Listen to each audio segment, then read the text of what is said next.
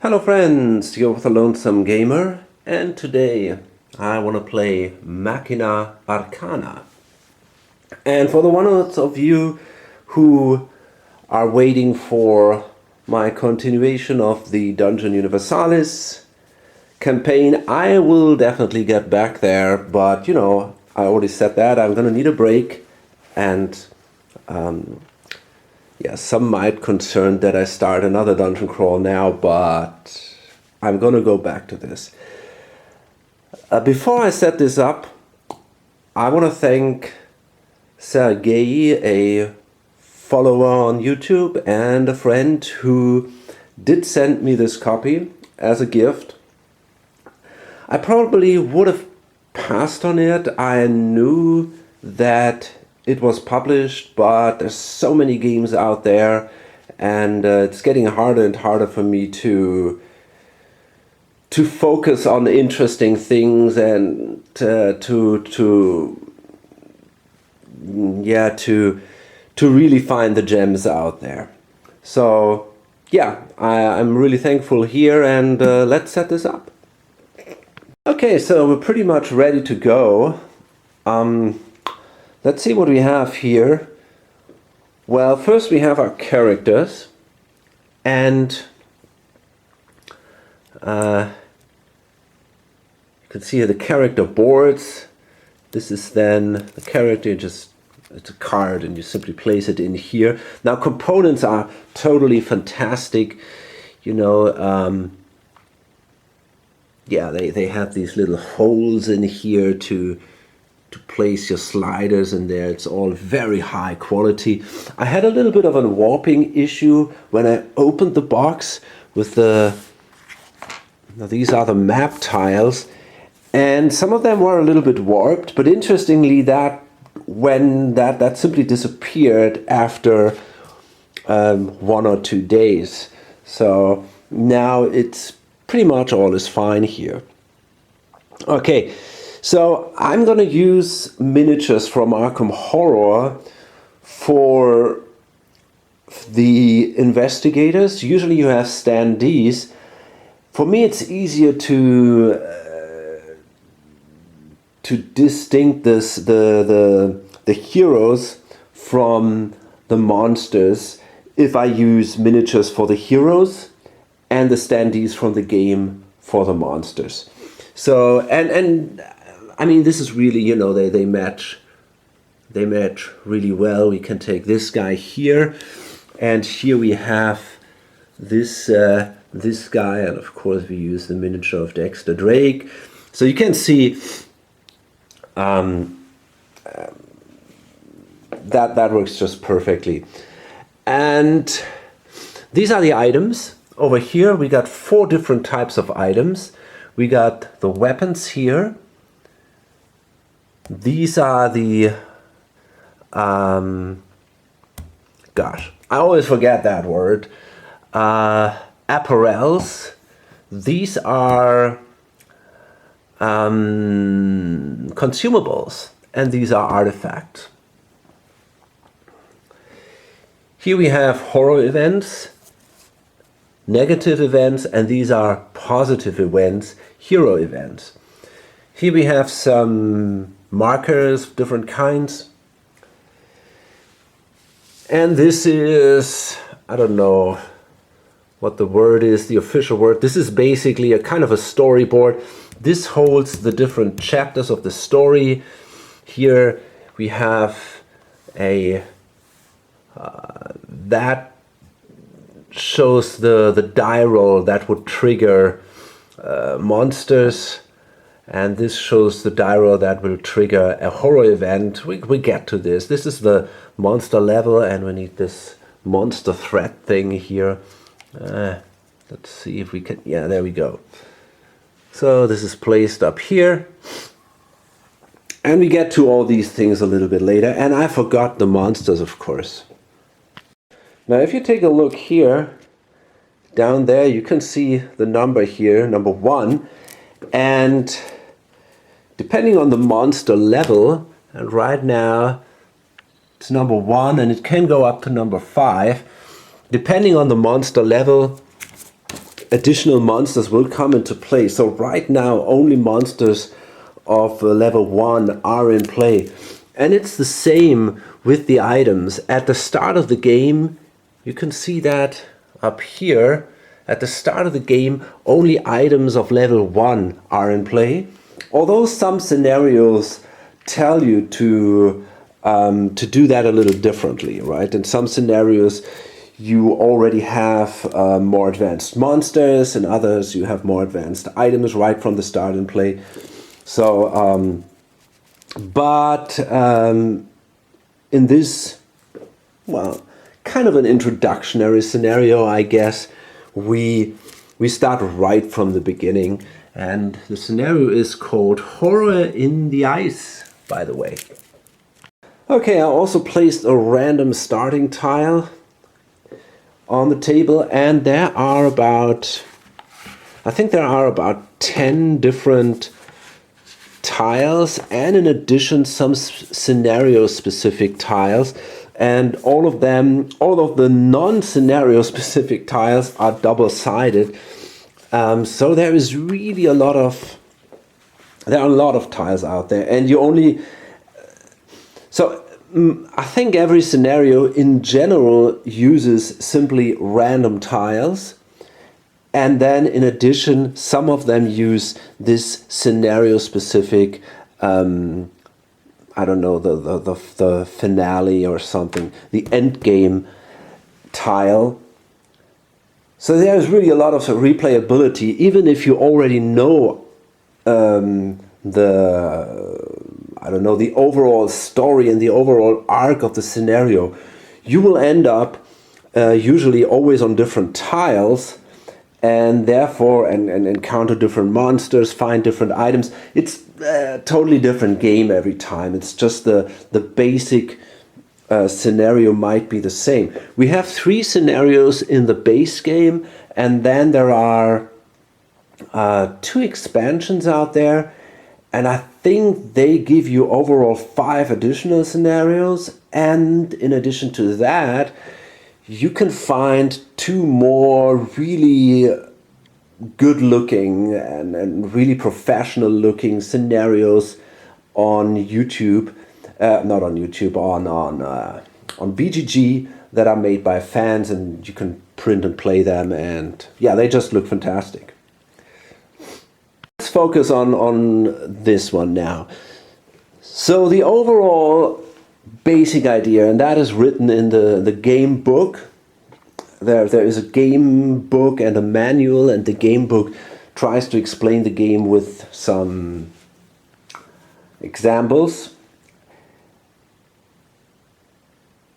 And in this game book they tell you the basic idea of the story. So there is a ritual going on. I mean, it's a typical Cthulhu stuff, right?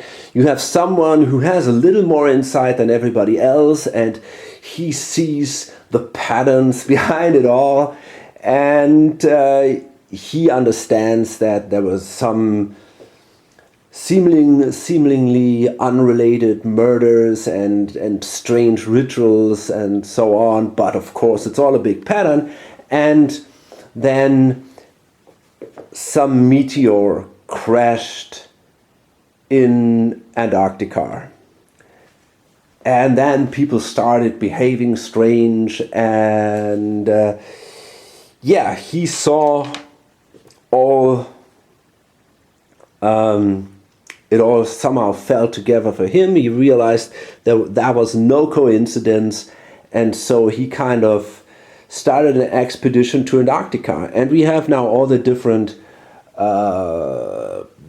people that joined the expedition, and these are our heroes.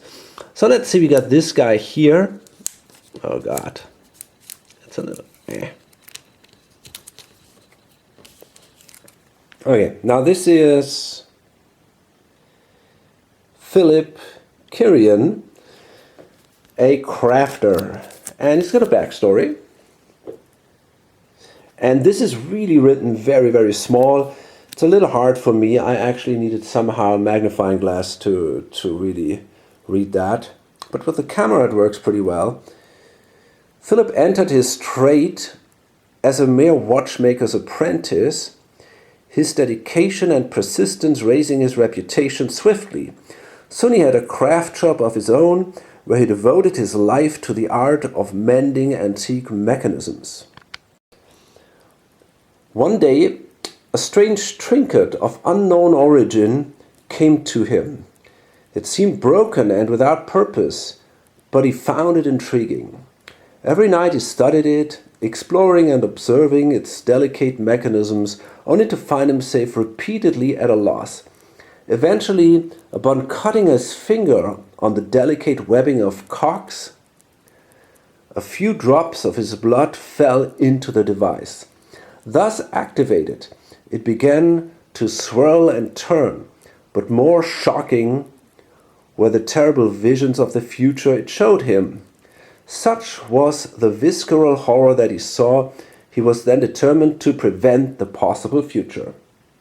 Philip soon sold his assets and quickly sought out others of like mind to comment the revelations he had seen that night. Okay. So what are his special abilities? Well, of course everybody has, or not of course, everybody has a specific attack that he can use, which is usually pretty weak. This is his basic attack, and you can simply roll a single white die that is shown here, one die, and he can reduce the armor and the will of the target by one. And he can only do this. This is not cumulative. I mean, he can only do this basically. This reduction is only possible once per turn. And then he can increase the weapon's attack rolls by one for each upgrade or augment. Now we get to this a little later in more detail. Okay, then we got this guy here, Artemis the Clan. He is a mystic. Despite a life of wealth and privilege, Artemis found himself drawn to the criminal side of life even from a young age. He used his access to rich citizens, a natural aptitude for sleight of hand, to become a swindler with few equals. Under the guise of a traveling magician, he would dupe nobles and gentry of their money, valuables, or both.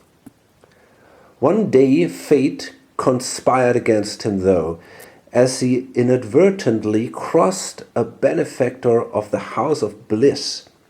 When the man discovered his loss, he used his arcane knowledge to curse Artemis, who soon found himself attacked by beasts from the mists of nightmares.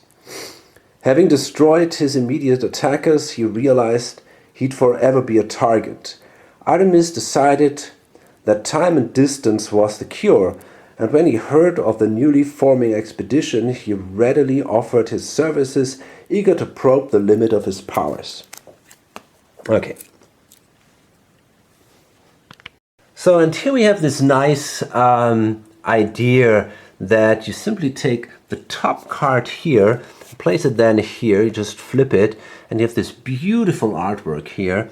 And down here you have a flavor text that just drives the story, and here you have the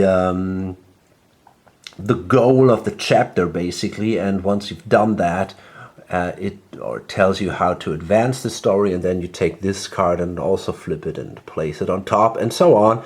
And when you made it through the whole deck here, game is over and hopefully won. So let's see what this says here.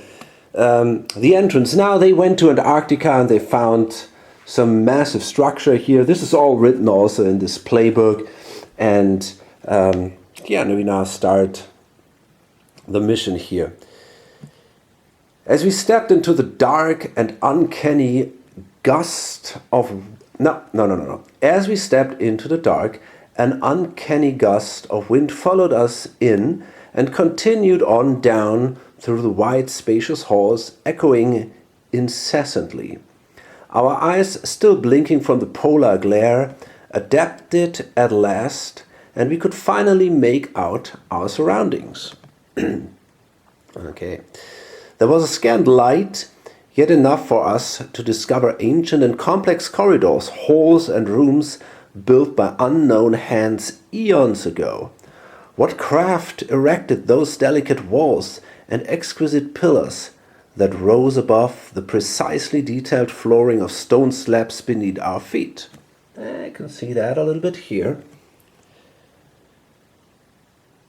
The whole space seemed to pulsate with a strange rhythm, faint and indistinct. As we embarked on our exploration of these subterranean ruins, the feeling of disquiet only continued to grow. The further we ventured in, the more it appeared that in some bizarre way the place itself became aware of our presence, and we seemed to be alone no longer. Okay, so that is the start. And this says here, when this card enters play, plays an entry token. Okay, and I think this is the entry token. I'm not totally positive. And we have a random tile here, and the entry token is placed on this little marker here. So there it goes. And our guys are also placed here. Now here's the thing that makes me a little crazy about this game. You know, it's these constant symbols like this one, or you know, all that stuff here and all. And I mean, I understand what they're trying to do. They're going to try to find this, I don't know, this mathematical like language, you know, which just, so they don't have to write too much, and it seems to be very clear. But very often I find that really confusing. For example, I mean, technically, you know, they don't really need that symbol here. They could have just written plays an entry token, and that's it. So it's a little bit, I don't know, it makes things for me more complicated to have that symbol there. Another thing is, for example, here you got this special ability of this guy, and they always do that, and I mean, it kind of makes sense. So it says here, move up to 2 spaces toward any action space, and it says here, the first thing indicates how many stamina you need to do that, or basically how many action points.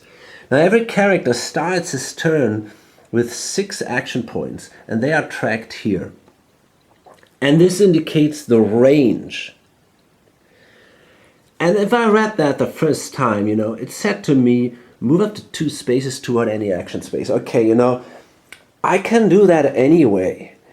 I mean, I can simply spend a stamina per space for movement. That's how movement works.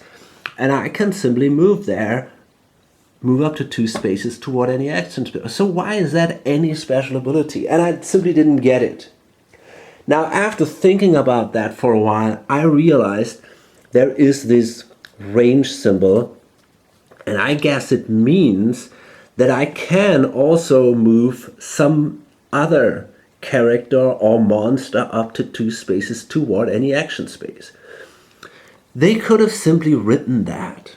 You know, they could have simply written move any unit or character or whatever up to within range of 3 up to 2 spaces. And for me, that would have been easier. There might be people who, you know, whose mind work in a different way, and for them it's immediately totally clear. Well, for me it wasn't at all. I had to think about that. I didn't really get it. I went through the rules and tried to find if there's any special rule about movement, and maybe I could ignore walls or something if I had this special ability. And eventually I realized, no, it also applies to other characters. It has to be like that, otherwise it makes no sense. And the problem is the game is full of stuff like that. It goes through the whole game, and that makes it a little tricky for me to understand. Okay, so anyway, let's see. We've already talked about the action points. Now we have 3 resources here. One are these action points, the stamina. So when it's a character's turn, and you can basically choose the order in which the characters act, but once they start their turn, they have to finish it before someone else can act. And you have 6 action points, and they are tracked here, and well, when you use them all, your turn is over. Or if you don't use them all, you can of course also finish your turn, and then you simply take that thing and place it down here to indicate that you're done.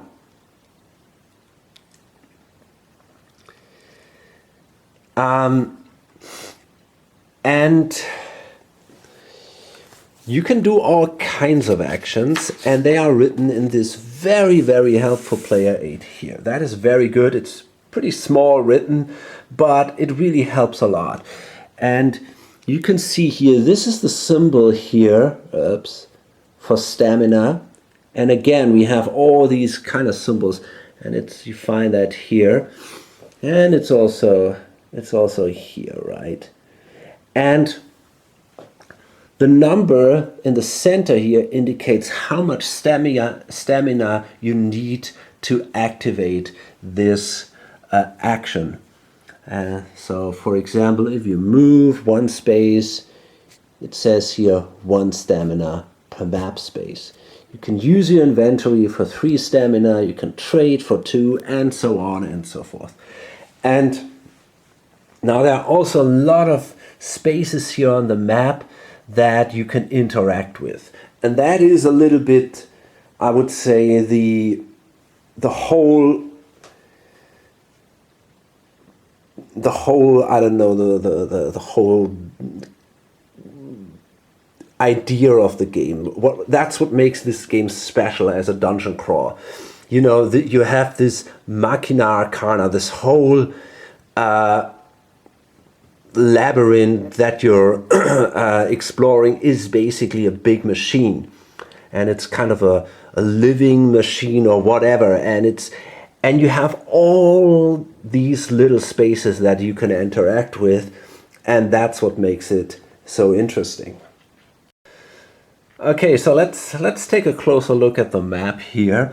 Now this tile is a good starting tile. As I already said, I kind of determined that randomly, but you can already see pretty much everything that is out there. Sometimes it don't show all types of spaces, but this pretty much does. So here we have walls, and of course you cannot move through them. We have doors. In this case, I think there's only this single door here. Yeah, there's this door, and by default this door is open, so you can move through. But when you're adjacent to it, you can also close it. I think that cost you 2 action points. And monsters are not able to open doors. At least not. There is a. Now that's another thing. When an investigator dies, he can take then the role of the monsters himself, and he can then play against the survivors, basically. And then the monsters also get additional abilities. For example, they can open the door. Now, I'm not going to play with that. I play solitaire, so I always play against these AI monsters, and that works perfectly fine. And the AI monsters are not allowed to open doors. Instead, they will destroy doors, but it will cost them 4 action points to do that. And it costs you only 2 action points to close a door. So you can slow them down quite a bit this way. So we have other things like, for example, this here. When you activate this, and you're going to be adjacent to a space to activate it. When you activate this thing, you can draw a hero event, which usually helps you. These are chests, and when you activate them, you can draw 2 item cards. You can choose one and keep it, and the other one goes away. Let's see, what else do we have? We have these things here. These are called workbenches. Now they are a little more complex. Basically, you can also get an additional item, and you can also kind of change things in your inventory. So they give you a little more options, and we'll get to this in detail when we get there. These are, I don't know the official name of them, but they basically are, I don't know. So basically they allow to refresh. You go there, you activate them, you roll a die, and you either get additional action points, or you get an additional life point. You can heal. If you're unlucky, nothing happens. So I think this is the die, and I think one side is blank, so then it was a waste. But you got 3 sides with a life point symbol, and then you got these 2 additional stamina, 1, 2, 1, 3. So that's not bad. And you have to spend, I think, 1 stamina to activate this thing, if I'm not mistaken. So these are recharge stations. Yeah, you got to spend 1 stamina to activate them. So as long as you don't roll the single blank space here, you basically always gain something. And this here, these are levers, and you can activate the levers, and they are kind of cool. You see these specific spaces here with this grid pattern here underneath.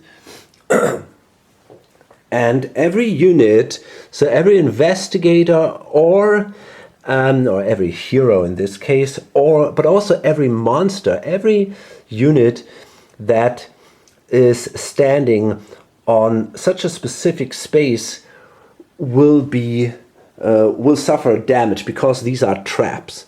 So they are attacked then by 3 of these dice, or the attack, well, we roll 3 dice. They are not attacked by the dice, of course. And then they take damage, and this is a pretty bad damage. But if you do that in a clever way, it can be very useful. Just have to make sure that your own people do not stand on one of these traps when you activate them. Now, I think usually monsters cannot activate them, but when they are controlled by another player, they can. And that makes it, of course, much harder. Now, these things here are spawn points, and yeah, that's where the monsters spawn. It is possible to seal these points, but you got to spend a lot of resources to do so. Still, it's a pretty good thing, but we also get to this in detail a little later. This thing here is I think that's called chapter space. Yeah, I think that's a chapter space. And for most chapters, if it's not explicitly written that it works different here, for most chapters to continue the story, to flip this card on and go to the next chapter, you have to activate such a chapter space. And before you can do it, you have to lit the chapter space. Now you can lit a chapter space by... No, that's wrong. Wait a minute. You can either activate an unlit chapter space by spending 3 actions and 3 essence. And we get to the essence a little later. You can also lit the chapter space first by sealing one of these spawn points, and then later you only have to spend a single action point or stamina to activate the chapter space.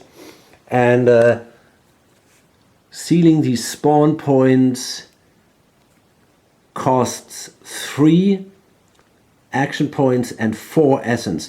So you have to spend the same number of action points but 1 more essence to seal a spawn point, but you get some other advantages in addition, and you also can lit this chapter space.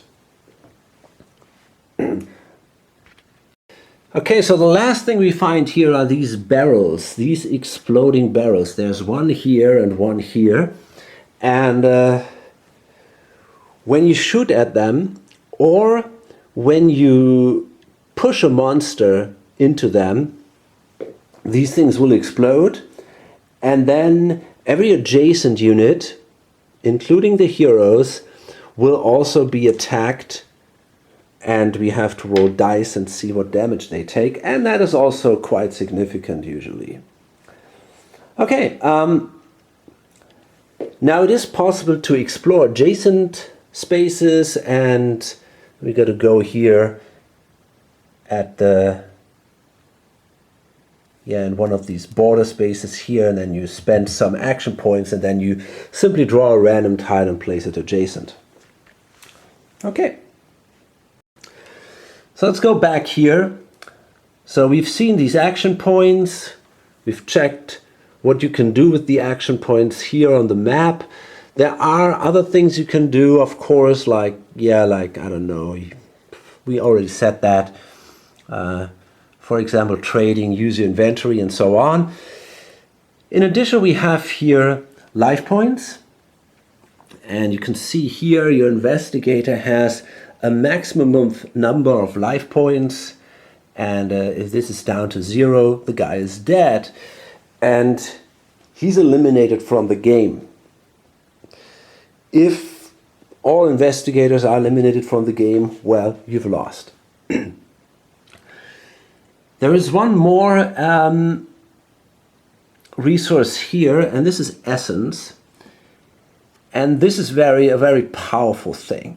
So you got your maximum essence here. This is 6 here for this guy. This guy has a maximum essence of 5. And while the 2 other resources are at the start of the game set to their maximum value, the essence starts at 0, and you first have to gain essence. Now, you can gain essence either by activating these some of these spaces, for example, activating a chest or activating an event space. These things give you essence, 1. And also when you kill monsters, you get also essence. Now, you can spend essence for different things. Some special actions, for example, to activate weapons or something. Sometimes you need essence to advance the chapter, and for example, you're gonna need essence to activate that chapter space. We've already said that it takes you, it costs you 4 essence. No, that's not true. It costs you 3 essence to activate an unlit chapter space, and 4 essence to seal a spawn point. What is interesting is you can also use essence to avoid the loss of health. So you can simply spend an essence when you would lose health and prevent that in this way. Another cool factor is you can also spend essence in place of an adjacent investigator. even if it's not your turn. So that you can basically contribute. That's the term they use here. So for example, if this guy wants to seal a space, a spawn space, he needs 4 essence. If he has only 3 essence, he can spend the 3 essence, and you can spend an additional essence, for example, and then he can seal this space. But you can only do this if you are adjacent, or if you are adjacent to someone who also contributes, which is not a situation that we'll have in a 2-player game. You can even spend essence to avoid the loss of health of someone who is adjacent and who would lose health otherwise. So this is a really neat feature for a co-op game, I think. Okay, so right now our goal is to somehow activate this chapter space here. And for that we need essence, and we can get essence by activating these spaces or killing monsters. So I say we go for these spaces. So right now, I don't know, I think this guy here simply moves 1, 2, 3 spaces. And now he's adjacent to these 2 spaces, and now he can activate one of them. So we spent 3 for the movement, and we can spend now another 3, and it costs 3 to activate these spaces, I think. Yeah, activating a chest or an event space each costs 3. So let's do that. I'm at 0. I get 1 essence for activating one of these spaces, and I'm going to activate the event space, the chest. Now when I do that, I can only do it once. So I'm going to place this marker to indicate now that the chest is destroyed. So I cannot activate that a second time. And when I activate a chest, I gain an item. And when I gain an item, this is kind of a term in this game, you can draw overall 2 cards from these decks. And you can also draw from different decks. And you can keep 1 card, and the other card goes either on top of the deck or on the bottom of the deck. So you can choose. So let's draw 2 of these weapon cards and see what we got. Okay, now this is kind of the steampunk thing here. A stabilizing cox. Increase this weapon's attack roll by 1. Now that's really cool for him because he can. This is an upgrade, and he can use that to upgrade one of his weapons. And then this will give him an additional point for the weapon's attack roll because of his special ability. This is about increase this weapon's arcane attack rolls by 1. It's an interesting question. I'm not sure what is better. It probably doesn't really matter. I think I'm going to go with this. I'm going to keep this thing, and now this slot here indicates it's the same slot, right? So I probably cannot upgrade the weapon twice with this thing because you got this basic card, the basic weapon, and it needs a matching slot, and that would be that. So it doesn't really help me a lot to have them both. So I think I want to destroy this. So that is called destruction if I place it underneath the deck. And the reason is I need now the weapon itself. This thing doesn't really help me. because I don't have a weapon yet. So therefore, I don't want to place it on top. I don't want to draw another one. And so, okay. That was my action here. This guy, and he moves also 3 spaces. 1, 2. Now it looks like this is blocked, but it isn't. This is adjacent, so you can move from here to here. That is totally fine. 1, 2, and then I'm going to move here. And now I'm adjacent to this chest. And now I wonder if I actually should move in here. I could do that. I could move 1, 2, 3. And maybe that's a better idea. Yeah, I think I want to do that.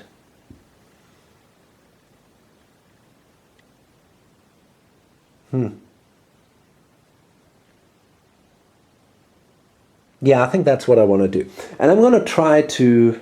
Then I got 3 left. And I'm also going to use them to... And I'm going to do the same. As I said, we need weapons right now. At least that's what I think. And there we go. We got a pneumatic hammer. That's a nice melee weapon. And we got this locus perturbator. That's a long-range weapon. That's also cool. So, in addition, this thing also gives me additional will. This is symbolized by this. And that additional will is kind of the armor against so-called arcane attacks. So, I think I'm going to place this thing here, and when I gain an item, I'm not allowed to actually take this item in my hand. I have to do a use inventory action to actually equip the item. So right now the item is unequipped. Now there's one exception to that. The heroes have a specific, class. For example, this guy is a mystic, and he could, when he gains an artifact, he could immediately equip it. So that kind of saves these 3 action points that you have to use for the use item action. I guess maybe if you find these weird things, you first have to find out how it works or something, and that takes a little bit of time, so you're not allowed to equip it immediately. This guy is a crafter.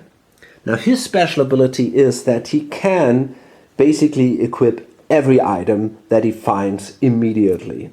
He's kind of the all-rounder here. So I'm going to place this item on top of the deck because I want him to get it. So if he kind of checks out another chest, for example up here, or if he checks out the workbench here, he's going to be, he can actually take this thing here from the top. What is a little sad though, I just realized that I cannot use this upgrade for this item. It has the slot, the upgrade slot had to be here instead of here. So actually I'm not even sure if I want that thing for him. Maybe not. You know, I think actually I want to place this, I want to also destroy this thing, hoping to get, but then again, yes, sorry.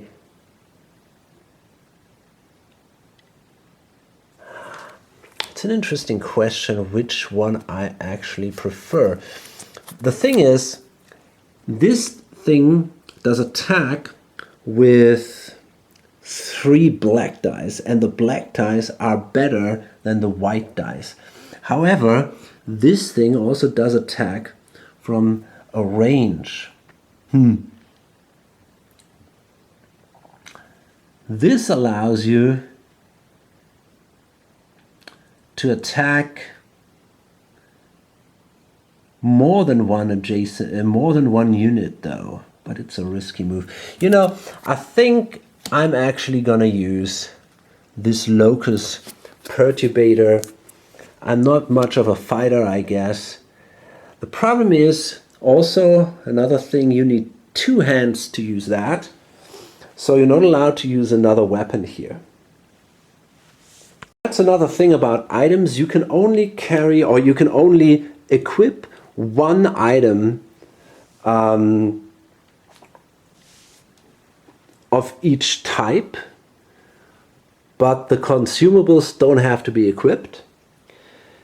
Exception is weapons. You can equip 2 weapons, but not these double-handed weapons. There you only can use 1. Now, I already said you can upgrade these items or kind of improve them, and then it still remains 1 item. So, for example, if it would be legal to upgrade this thing like this, I would still have this weapon here. This would be my main weapon, and this is then just an upgrade. Although I think in this case it's called augment if you place it here adjacent, and if you place it on top it's called an upgrade. Of course, I also have to destroy this chest here, and this is it. So we're done with the hero's turn, and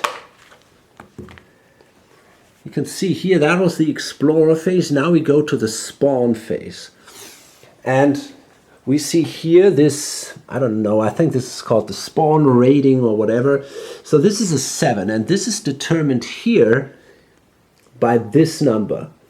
This is the spawn rating. This over here is the horror rating. That's a 4. That is on this side. So now every investigator has to roll a 10-sided die. And if we roll equal or higher than the spawn rating, a monster will spawn. So let's start with the first guy. This is him. And he rolls a 6. So no monster spawns. We're good. But this thing moves now down 1 space. And if a monster should spawn, this thing here is reset to the value shown here. So it becomes more and more likely if a monster doesn't spawn, it gets more and more dangerous. So now this guy will roll a die, and wow, we're lucky, we rolled a 4. So really cool. This gets reduced by 1, and no monster appears during this turn, which is awesome. That is probably very helpful. So next we have to check the horror, and we do the same, but this time only a single player does it. And yeah, for the monster spawn, every player has to roll, and this way it kind of adjusts a little bit to the number of players, obviously. And for the horror rating, only one of the players does. And that's a 2. Wow, we're super lucky this time. Also, this is reduced, no horror event. And yeah, it's a good start, but that can change really soon. So now let's go into the next turn. And it's again the investigators, and I think what I'm going to do is I'm going to collect more essence, basically. So I'm going to simply activate this event space now. And of course now all these stamina are reset to the maximum here, and I got to spend again 3 stamina to activate that space. I think so, at least. Yep, that's correct. And that gives me first another essence. So now we already have 3 essence, which would be enough to activate this this space here. But my experience tells me it's a bad idea to spend all your essence to do something, because if you do that, remember the essence are basically additional life points. And healing isn't easy in this game. It's pretty tough, actually. You got to be lucky to find a way to heal. There is no heal action or something. You can heal on these spaces, but you only have a 50% chance that it works out. And then there might be some other effects or items that allow you to do that, but you got to find them, right? So overall, healing isn't easy, but gaining essence is, in a way, right? So therefore, I don't want to be without essence and be forced to spend life points if there is a way around. So I'm going to try to collect more essence before I'm actually going to activate that space here. Okay, now we are allowed to draw this hero event card because I activated that space. And it says, Fright Lord's Presence. We often asked ourselves how the cult was able to evade the horrors that so rapidly tear and ravage everything in their path. One explanation came to us during an exploration of a camp abandoned by the cultists. We uncovered an old device which seemed to inhibit the monster's energies upon activation. An elaborate signature upon it indicated its owner, Fright Lord Tenachaharan. Okay, so this thing has now a lasting effect that basically lasts until the next hero horror event is drawn, and it says reduce the monster's maximum stamina by 1. So they basically have one less action. And we're going to place that here, and as I said, until the next hero event is drawn, this applies. So then we also have to destroy this space here. And we have 3 more action points, so I guess we're simply moving also 1, 2, 3. Now you cannot, these action spaces are all unpassable. The spawn spaces are, you can move on a spawn space, but that doesn't block it. Then simply the monster will spawn adjacent. Okay, so we don't have any more actions here. And our goal is again, or still, to find a weapon. So we either want to go here, or we want to go to these 2 chests.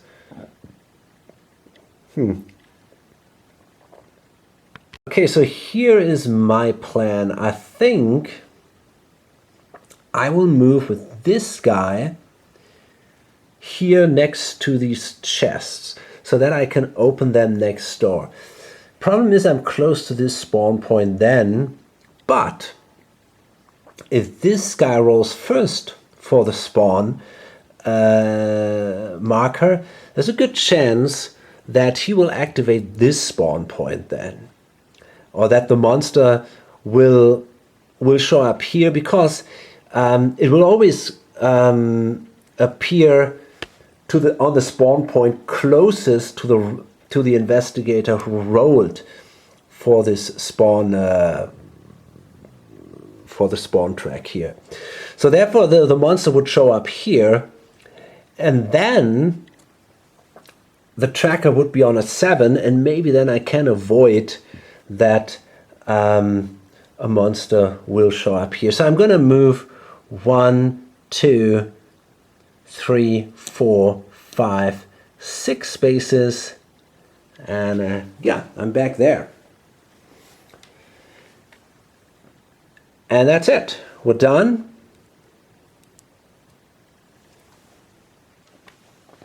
And now we go again into the spawn phase. So it's now Philip. And if he rolls a 5 or higher, a monster will show up. And yeah, that was what I was expecting. It's a 5. So that means this is reset to 7. And now we draw one of these monster cards here. And that is a Sorrel. Okay, great. So we place this guy here, and this is going to be our monster queue. So we place all the monsters that will appear here in a line, and they will activate in this row. But right now we only have this single guy, and we're going to find the standee, and I got my standees back there. There we go. And now every one of these comes with a base, so you don't have to constantly remove it and put it back on, which I think is probably a good thing for the for the component. It doesn't get damaged or something. Okay, so this guy appears now, and we simply place it here on the nearest spawn point. And well, it says when this monster is destroyed, it attacks adjacent units with 3 dice, and says it writhers with mortal pangs. The mimes become its food, and seraphs sob at vermin fangs in human gore imbued. Ugh. Okay, and now we got to roll again a second time, and this time, as long as we don't roll a 7, no second monster will appear. Fuck, we rolled a 9. So that was bad luck. So we will draw another monster card here, and that is a Thrall. Okay, that's not good. The Thrall will invoke horror events. That's pretty bad. We all go a little mad sometimes. Okay. And we got to find the standee. Here it is. There we go. Now this guy shows up closest to this guy because he was the one who rolled, so he shows up on this spawn point. Now we come to the horror phase. After the spawn phase comes the horror phase. And now again we're going to roll, and only on a 1 or 2 there will be no horror event. And yeah, we have one. So now this goes again up to a 4. And we draw the next card. And it says Haunted Floor. The floor became a blur, and the patterns etched on the stones moved around whimsically, forcing us to grab a hold on the wall for support. So faint and confused did the view make us. In the next instant, spikes erupted from the ground, dark and menacing, ready to impale anything so unfortunate as to be standing above them. Trigger the traps. Okay, now that that's a problem for this guy. He just stands here. That's bad, bad, bad, bad, bad. Okay, so what that means, I mean, he isn't, and no other monster is. That's a little unlucky here. And that is a one-time event, and you can see that here. Only when this event enters play, it is triggered, and not every turn or something. So let's see. The traps, I think you roll 3 dice, and that's the damage for each doink here. For each point, you get a hit. Now, that's not quite true. What happens is, technically, we have an armor of 2. That is this one here. And we subtract the armor from the number of points here. And, well, if it's still a positive value, we take a hit. And that means we either we would take a wound basically. So we can also pay in essence, of course. So let's see.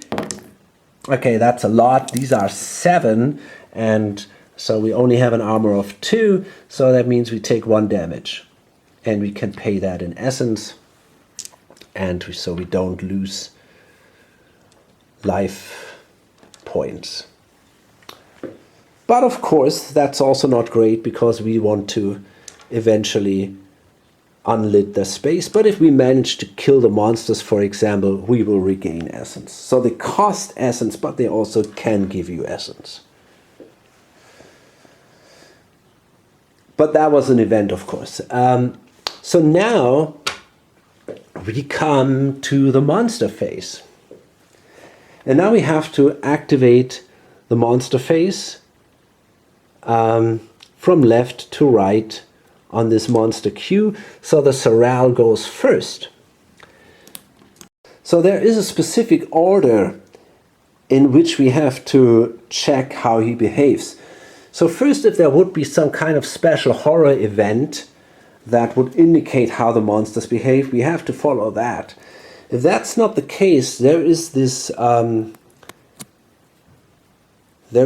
special behavior indicated here, and if he would not be able to do that for some reason, he would simply move toward the nearest investigator.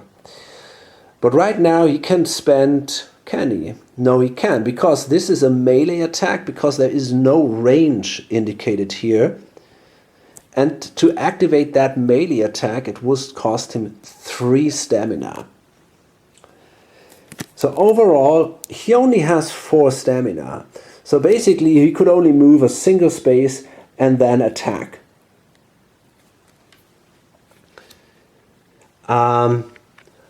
So now the monster have 1 less stamina. So he only has 3 stamina. So basically what happens is, first he moves now toward the nearest investigator, which is this guy. So he moves 1 space, and now he checks again if he can do anything. And it's not possible, because, yeah, this guy is still not within range. So he moves another space. He would now check again, and then he moves here, and now he is adjacent. But he already had to spend 3 stamina, so there is nothing left because of the -1 here. So that's pretty much it. The monster simply moved here and nothing else happened. Okay. So I'm fine for now. And now it's this monster activating here, the Thrall. And this is a little different now, because he's got 5 stamina, -1 is 4, and it costs him 2 stamina to do his action, which is invoke horror event. So he will actually not attack. He will simply invoke this horror event, or an horror event. So we simply draw another event. And I forgot one thing. Whenever a horror event is invoked, and that happened because of this roll in the horror phase, this thing here moves up 1 space. That is the threat level.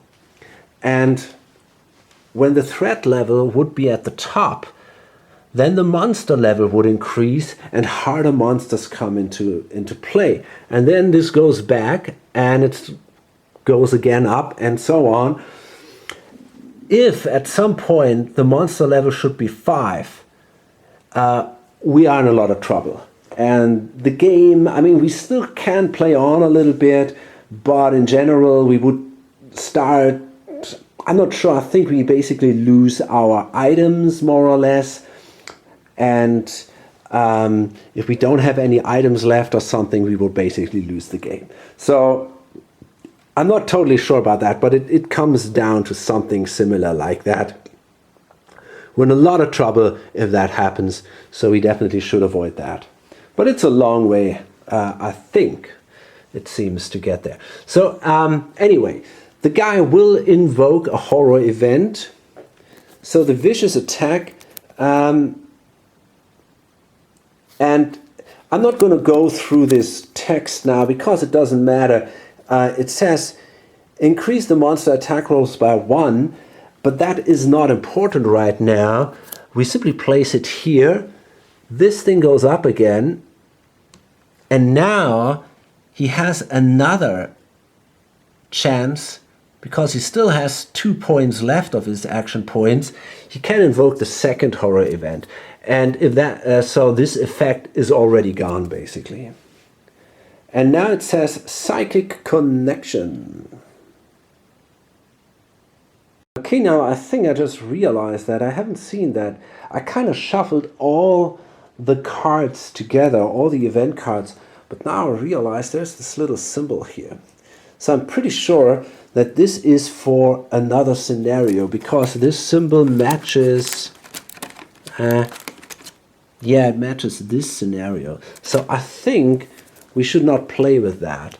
And we have something similar here, but that matches perfectly. And yeah, so I think that there are specific cards that are not used in every scenario. So we're going to draw this instead. It says, Blood in the Air. The eldritch writing drew us to the fountain, its uneasy calligraphy demanding our inspection. Upon our approach, however, the foulest smelling of liquids, the dark red of diseased blood, erupted forth, clinging to our exposed skin. This base perfume corrupted us, making our injuries immune to any ministrations. So it says explorers can't restore health. Now again, this is an effect that lasts until the next horror event is drawn, and it doesn't affect us by now in any way, because we have our full health. Okay, so that wasn't too bad. I mean, the monster threat went up a little bit, and honestly I think it should be here, because this was the 3rd event already. So yeah, that thing should be here, I guess. And that's also then the end of the Thrall's activation. Now if it would have had 1 point left, it would have also moved. But because its point are reduced by 1, it doesn't move. Okay, now I think what I want to do is, first I want to equip this item. This is still unequipped. So let's see.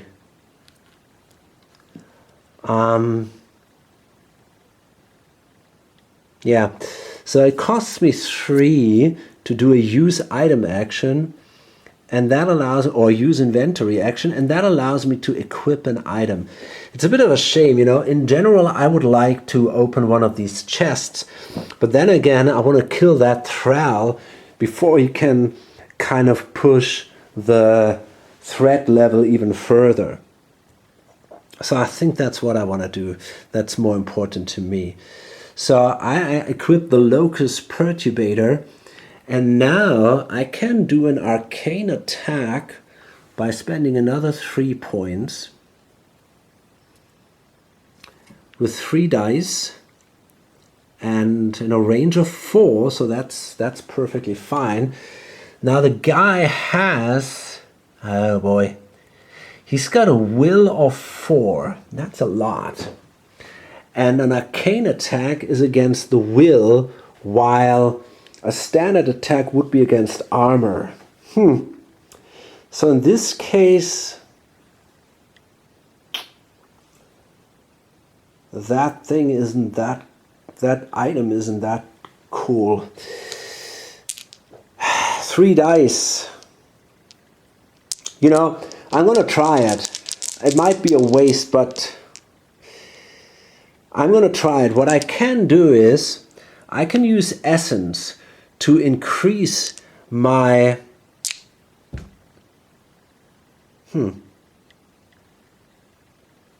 I can use essence to increase my attack roll by 1.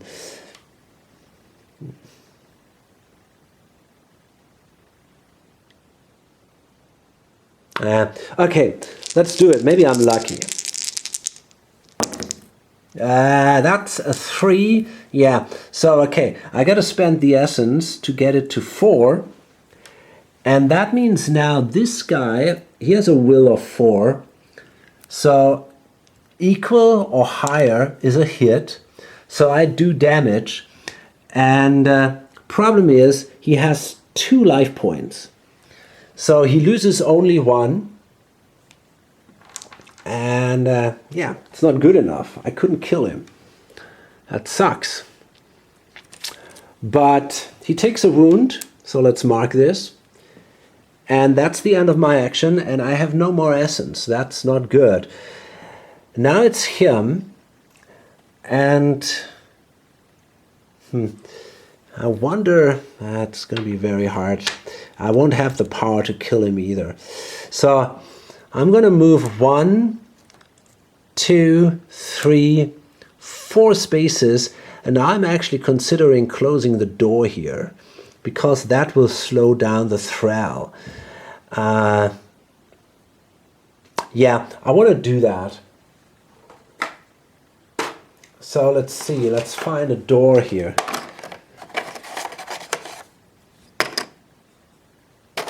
Yeah. Okay, so these are doors now, and I'm gonna take the white standees for the doors, and they are also a little bit, well, they're not as wide as the monsters, so that makes it a little easier to distinguish them, but it's not perfect, you know. I'm actually considering placing the door marker like this, but that looks a little stupid. I'm really not a big fan of these standee doors. They make for me everything even more confusing. You know, actually I think maybe I really want to place it like this, just as a, or like this, as an indicator that it is closed. It's not much better, but you know, if I have standees for more than one thing, it really gets confusing to me. So I think I want to place that thing this way. Okay, and that's it then. I'm also done with my actions. And yeah, it's not great, right? I mean, this guy is an issue, and we might see more monsters coming up now. So we'll see, I guess.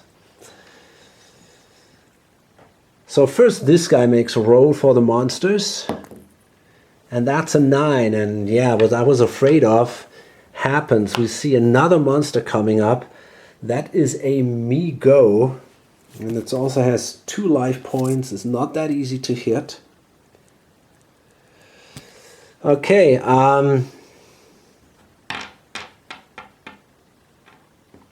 so let's see. Okay, so we can, it will also spawn next to the, let me see where it spawns. I'm not totally sure. I think it will, will it spawn here because there's already one standing here? I gotta check that. Yeah, that's actually what, oops. This is actually what happens. The guy will show up here. Because this is occupied. If there's no free spawn space on the board, then it will spawn next to a space. Except when all spawn spaces are sealed, then it will not spawn at all. Okay, cool. And now the second guy has to roll. And that's a 2. Okay, so it's not that bad. Now we got to check for the horror. Of course we have one. So this goes up another space, and we got to draw a horror event. Okay, Messengers of the Void. Horror ripped once more into your realm, invading these spaces we know so well. It forced a passage through the shadows and the terrors that inhabit this place, reaching out to grip our hearts with fear. Waves of darkness thickened around the monsters, and we could feel our breath choke in our throats. In a few moments, a terrifying vortex had formed in the midst of these messengers of the void, and it was not long before it erupted in a flash of black light, blinding our very souls. In a flash of black light. Okay, arcane attack. Explorers adjacent to a monster. Okay, so there is luckily no explorer adjacent to any monster. So this thing has no... Oh, fuck it. You see that? That would have not applied anyway. So we got to draw another one. Okay, in his wake. Runes of power carved on dark. Scent of magic cast as a mark. Words unspoken, lips are sealed. Seal now broken, path revealed. Ancient chantings long unheard, binding rites life renewed. Eternal bliss, soul of worlds, granted knowledge with blood earned. Okay, put 2 destroyed items on top of their item decks. That's not great at all. So that means basically we got to take these 2 and place them back on top. Okay. Yeah, that's not good. Because... oh boy, that really sucks. We gotta... we won't get... You know, I really wanted that other weapon and that... okay, shit. Okay, well, I guess we gotta live with that. Shit. That's really painful. But okay, then...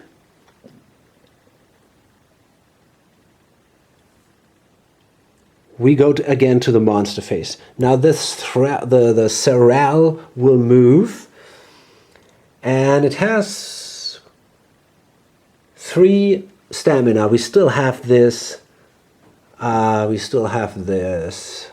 Event there, so it moves now to the nearest investigator on the fastest way, and this is this guy. And when it comes to nearest, we ignore doors.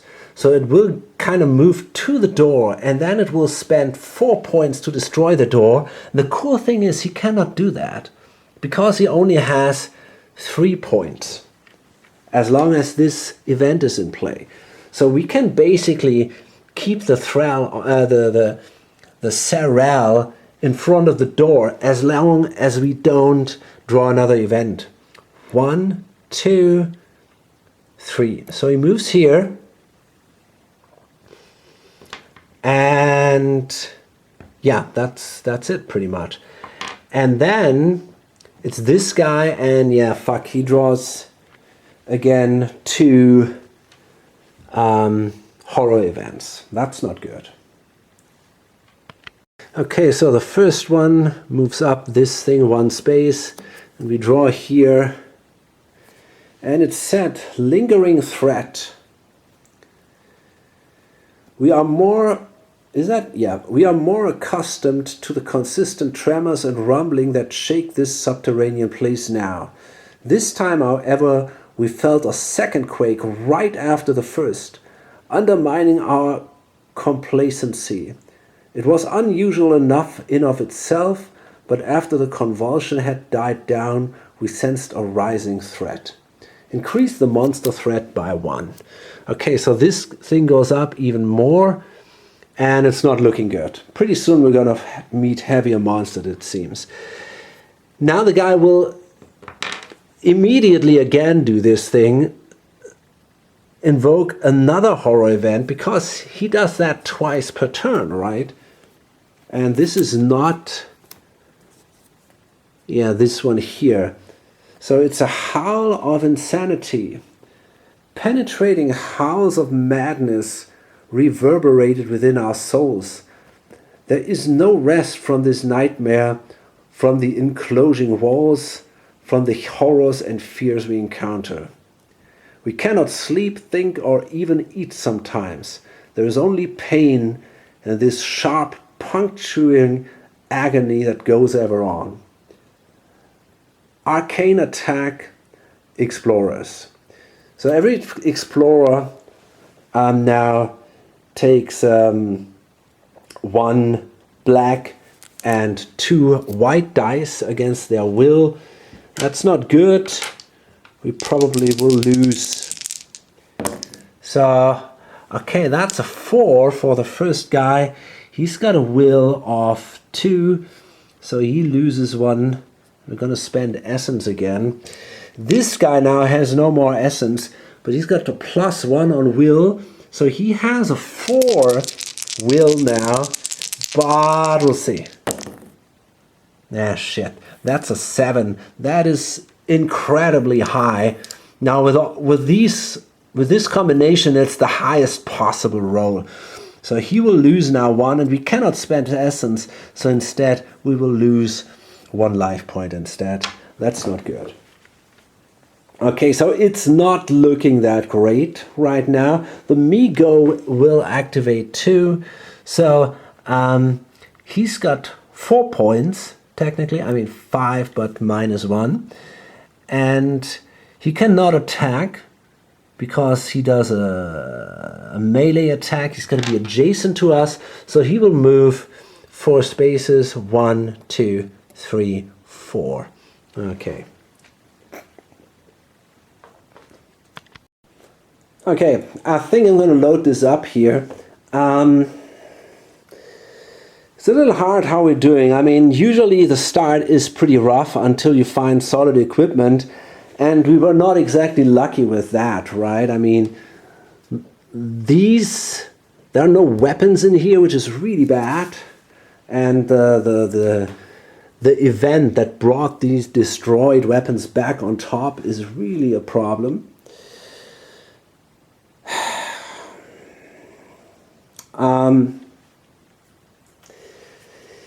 Yeah, I'm not sure.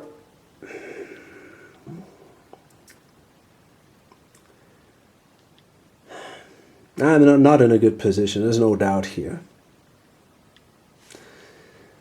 So,